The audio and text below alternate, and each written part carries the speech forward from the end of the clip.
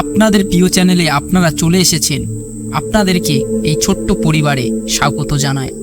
আপনারা শুনছেন অডিও ভূতের গল্প, আর আপনাদের সঙ্গে আমি রয়েছি সুমন।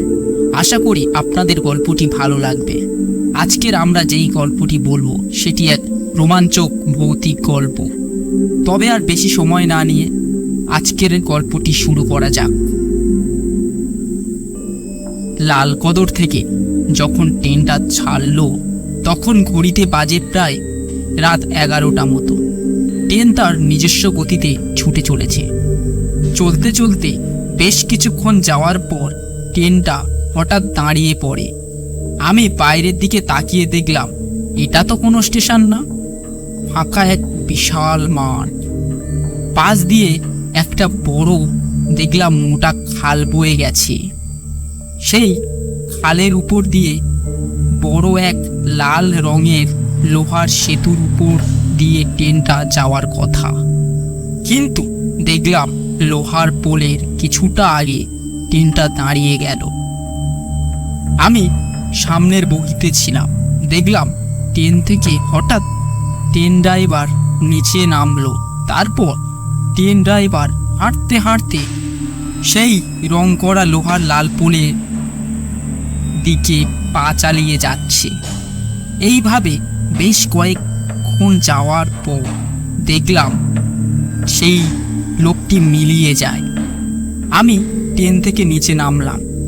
সামনে গিয়ে দেখলাম ট্রেনের মধ্যে ট্রেন ড্রাইভার ছাড়া একজন খালাসি বসে রয়েছে সিটের উপর। আমি সেই খালাসিকে জিজ্ঞাসা করলাম, ট্রেন কখন ছাড়বে? খালাসি বলল, জানি না স্যার, তো ট্রেনটা থামিয়ে একটু সামনের দিকে গেল, আমাকে বললো এখনই আসছি। দেখলাম ট্রেন থেকে আরো কিছু লোক নিচে নেমেছে।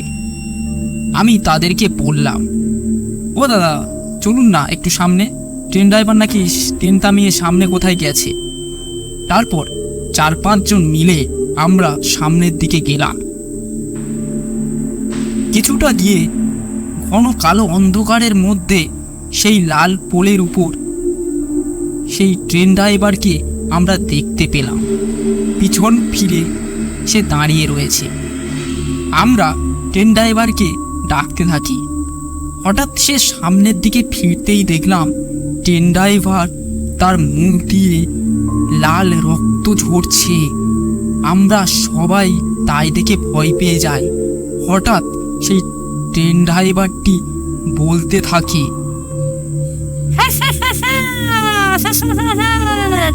তোরা চলে যা, তোদের কোনো ভুলই করবো না আমরা, কিন্তু এই ট্রেন ড্রাইভার থেকে আমি ছাড়বো না। আমাকে জোর করে কাল রাতে ট্রেন ড্রাইভার রেল লাইনে পিছিয়ে নিয়ে চলে গেছে। আমি একে ছাড়বো না, তোরা চলে যা।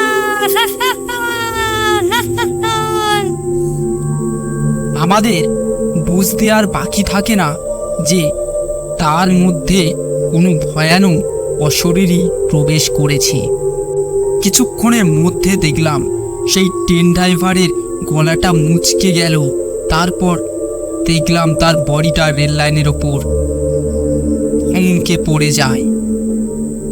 আমরা সেই দেখে ভয়ে ওখান থেকে সবাই মিলে ছুটতে চলে আসি সেই ট্রেনটির কাছে। তারপর সেই ট্রেনে থাকা খালাসির কাছে সমস্ত ঘটনা বলি। তারপর সে ফোন করে। ততক্ষণে আমরাও সেই ট্রেনের মধ্যে উঠে বসি।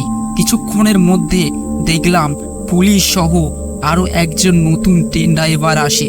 তারপর দেখলাম সেই ট্রেন ড্রাইভার ট্রেনের মধ্যে ওঠে। তারপর ট্রেন তার নিজস্ব গতিতে চলতে শুরু করে। আজ আমাদের গল্পটি এটুকুই ছিল। আশা করি একটু হলেও আপনাদের এই ছোট্ট পরিবারের সবারই গল্পটি ভালো লেগেছে। পরবর্তী গল্প নিয়ে খুব তাড়াতাড়ি ফিরছি।